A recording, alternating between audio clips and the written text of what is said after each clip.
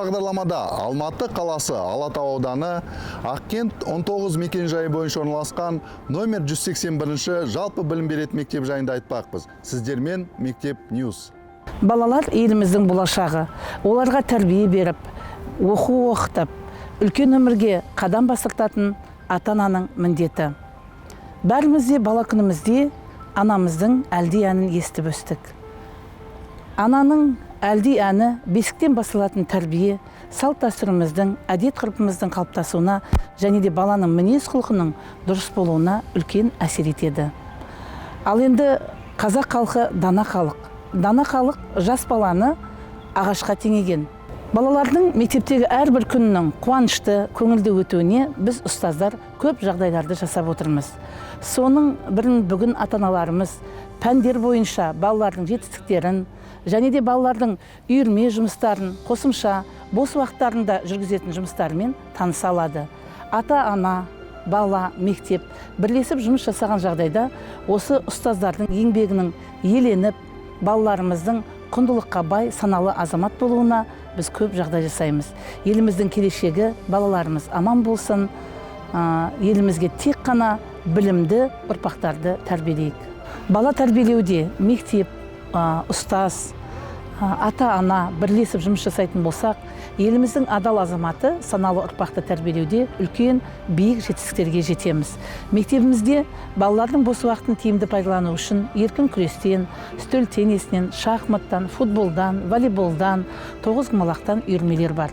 Спорттық үйірмелермен қатар өнер саласында да бізде үйірмелеріміз жеткілікті. Олар би, ән, мәнерлеп оқу, театр үйірмесі. Театр үйірмесінде балаларымыз жылдан жылға әдеби шығармаларды оқуға өздерінің құштарлығын жақсы көтеріп келе жатыр. Тегін білсең аласың, бос береді. Тұс-тұсынан ешкім жоқ. Ұрлы, өтірік, өсек, қастық қалып, өнерді, малды түзден, бөтен жақтар. Бірақ залалыңда бол. Кейде жақсылықты берік ұста, кейде жамандықты берік ұста. Түстік өмірім болса, күнделік мағышым, өзінде жоқ болса, әкеңде жар. Бала шейлерімен, көптен адасқан, алтының басын бұрып алуға жараған. Әлбетті.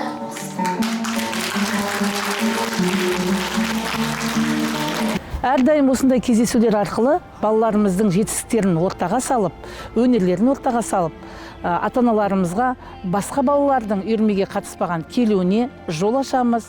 Әрдайым келіп тұрыңыздар, бала тәрбиесінде баршамыз жұмылып жұмыс жасайтын болсақ, алмайтын қамалымыз жоқ.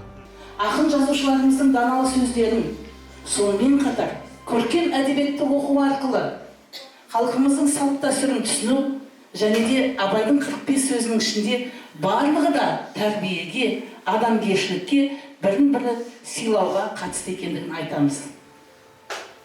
Ата-ана отбасында өз-өздерін жақсы тәрбиелеп отырса, баласына да жақсы ақыл айтылады. Бүгін мектебімізде ашық есік күні ұйымдастырылып жатыр. Бұл ашық есік күні ұйымдастыру мақсаты 1-тоқсаннан аяқталуына қарсаңында оқушылардың бағаларын анықтау мақсатында ата-аналар келіп, пән мұғалімдеріне өздеріне қажетті ақпаратты алып жатыр. Осындай әр 90-ның аяғында алдағы уақытта ашық есік күні ұйымдастырылады. Және де осы ашық есік күні ұйымдастыру қарсаңында біз Таза Қазақстан жобасы аясында мектеп әкімшілігін ұйымдастыру және өзін-өзі басқару ұйымымен бірге қазіргі уақытта көгалдандыру жұмысын жүргізу үстіндеміз. Ашық есік күні қарсаңында мектептің мәжіліс залында қазақ тілі мен әдебиет пәні мұғалімі Жансәуле Зәріпқызының ұйымдастыруымен қорғансыздың күні сахналық қойылымы қойылды. Бұл қойылымға мектептің ата-аналары, ұстаздары және оқушылары толық қатысты. Сахналық қойылымнан кейін мектеп психологтары ата-аналарға бала тәрбиесіне қажетті ақпараттар берді. Таза Қазақстан жобасы аясында барлық қазақстандықтарды өзіміздің қоршаған ортаны табиғатты аялауға шақырамыз. Мен осы 181 мектепте оқитын балаларымның анасы болып келемін. Ашық есік күніне орай бүгін жиналысқа келіп жатырмын. Былтырда келгенмін, биыл 2-ші жыл ұйымдастырылып отыр, қателеспесем. Былтыр келіп өте қызығып кеткенмін. Биыл да бар жұмысымды қалдырып қойып, осы ашық есік күніне келдім. Барлық өзімнің көкейімдегі жүрген сұрақтарға, балаларымның бағаларына, тәртібіне қатысты сұрақтардың барлықтарына пән мұғалімдерінің жауаптарын алдым. Өте жақсы дайындықпен келген мұғалімдер жылы қабақпен өздерінің дайындықтарымен қарсы алды. Менің өзімнің жаңағы көкейімде жүрген сұрақтарға бәріне жауап алдым десем болады. Ата-аналар, келмеген ата-аналар сіздерді шақырамын. Ашық есік күні келіп, өздеріңіздің сұрақтарыңызды қойып, балаларыңыз туралы біліп кеткендеріңіз өте жақсы екен. Сөз соңында міне өзіміздің мектеп директоры Жеңіліскүл Иманғалиқызына да рахмет айтқым келеді. Осы шараны ұйымдастырып, барлық шараға өзі қатысып жүреді. Оның артынан ұйымдастырылған концертке қатысып шықтық. Бұл мектепте күнде концертке келеміз. Кеше ғана осы француз тілі, ағылшын тіліне арналған концертке келіп кеткенбіз.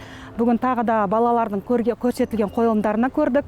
Өте жақсы, ризамыз, мектебіміз дами берсін, өсе берсін, барлық мұғалімдерге алғысым шексіз.